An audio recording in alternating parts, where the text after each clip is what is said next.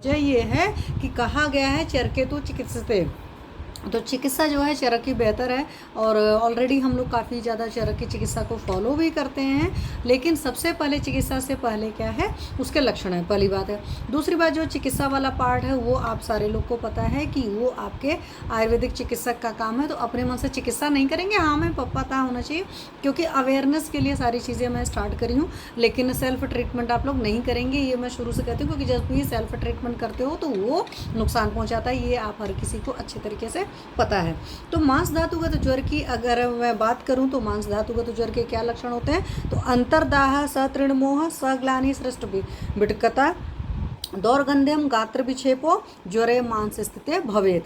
Means अंतर्दाह होगा, अंदर काफ़ी जलन महसूस होती है। ऐसे सारे पेशेंट्स को, बहुत सारे लोग होते हैं ना जिनको बाहर जलन लगती है या हाथ पैर में दाह होती है, वो दैट इज़ डिफरेंट। यहाँ पर अंतर्दाह, अंदर काफ़ी जलन लगेगी।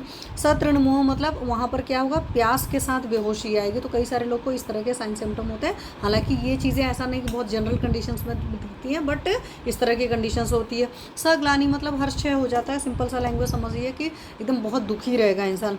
और सृष्ट विटकता मतलब कि मल पतला होकर निकलने लगेगा।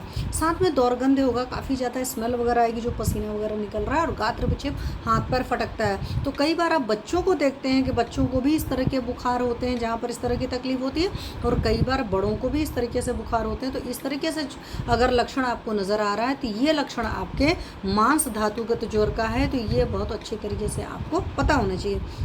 अब चिकित्सा की अगर बात करो तो चिकित्सा मांस धातुगत ज्वर में विरेचन सा उपवास है। वैसे भी ज्वर की जितनी भी सारी ज्वर हैं उन सब में उपवास तो करते ही हैं, क्योंकि लंघन कराना ही कराना होता है, उपवास या फास्टिंग कराना ही कराना होता है। और वैसे भी ज्वर में आप देखोगे तो आपको भूख नहीं लगती है। तो पक्का सी बात है, जब तक अग्नि मंद पड़ी हुई तो कुछ भी नहीं खाना है। क्रेविंग होती रहती, तो वहाँ पर हम जूस वगैरह देते हैं।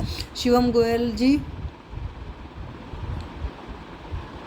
तो ये चीज़ है। तो विरेचन और उपवास, इसमें ये चीज़ें हैं। अब यहीं पर जब मांस धातु